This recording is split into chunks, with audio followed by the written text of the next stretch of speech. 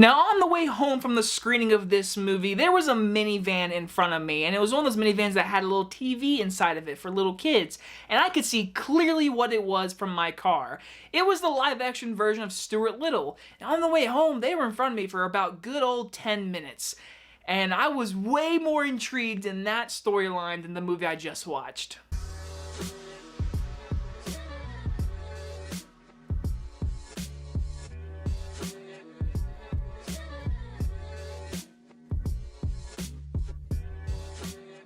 d.gray-man stars Ryan Gosling and Chris Evans and is about when the CIA's most skilled operative, whose true identity is known to none, accidentally uncovers dark agency secrets. A psychopathic former colleague puts a bounty on his head. I'm gonna be 100% honest with you guys.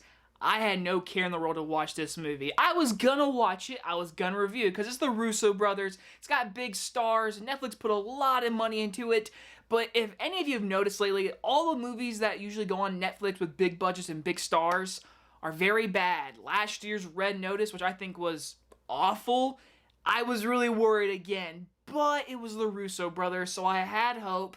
And then I thought about Cherry from last year, but I can say this. The Russo brothers continue to show they know how to block and direct action scenes very well. And this movie is once again that. And I think it is 100% the reason to go see this movie. And I want to give a shout out to all the second unit directors that never get shout out because they are really big parts of action scenes, especially directing car chases and all kind of stuff. There is a scene that is a chase that enters a tram in the city that is 100% probably the best action scene in this entire movie. It is very well helmed. Like, honestly, 93% of the action scenes in this movie are pretty awesome and over the top, which is neat in this kind of movie, and I was having fun looking at it because you could see everything, and there are some really good intense action moments that I think the Russo brothers and all the production team nailed. Besides the action, I think all of the actors in this movie did their parts very well. Ryan Gosling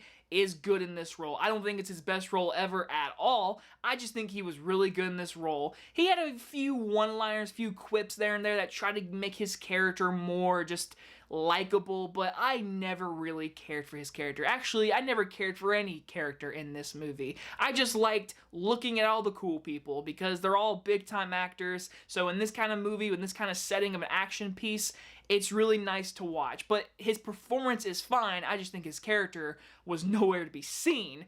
But the real scene stealer is actually Chris Evans as the bad guy, which we don't get to see more of, and in this movie he literally has an evil mustache and he's an assassin, and he's having a great time in this movie. I bet you he's having a great time playing a villain. It kind of reminds me of like Knives Out, kind of that sarcastic asshole, except this time he's that with an assassin psychopathic head in his head.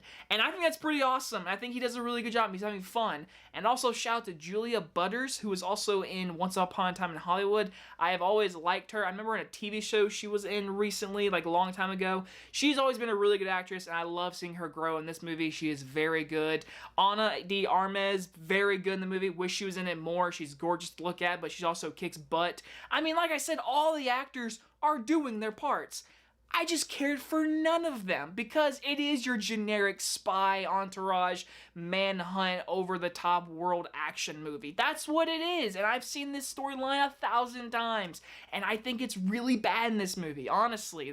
When there is no action on scene, I'm bored. Seriously. It's like a 2-hour, 2-minute movie or something like that, and the pacing sucks when there's no action. And I think it is actually just generic hell dialogue, which the dialogue's not bad when they're doing little quips, sometimes a little cheesy with Chris Evans and Ryan Gosling facing off, but overall, the action fun is in this movie. I just think the story and the characters is nowhere to be seen. It's so generic for our spy entourage action movie, because I'm going to just praise the action, and the Russos should be very proud of their action set pieces and what they come up with, because I just think the story is never intriguing. I never cared for Ryan Gosling. I was never in danger for him.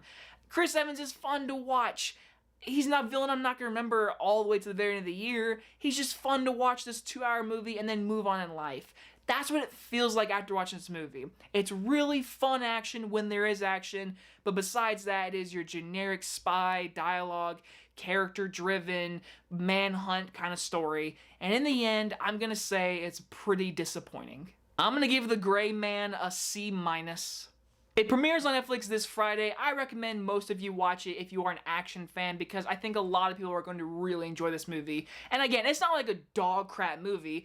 It's just a very generic story and characters that really bog it down for me. But those action scenes, that $200 million budget did go into good use for that action, because it's very well. I want to watch the tram action scene again. It's very white knuckle, awesome fight and turn to a shootout. It's really cool stuff. Like, honestly, all the directors, second unit, the Russos, production managers, seriously, good job. Like, really good job.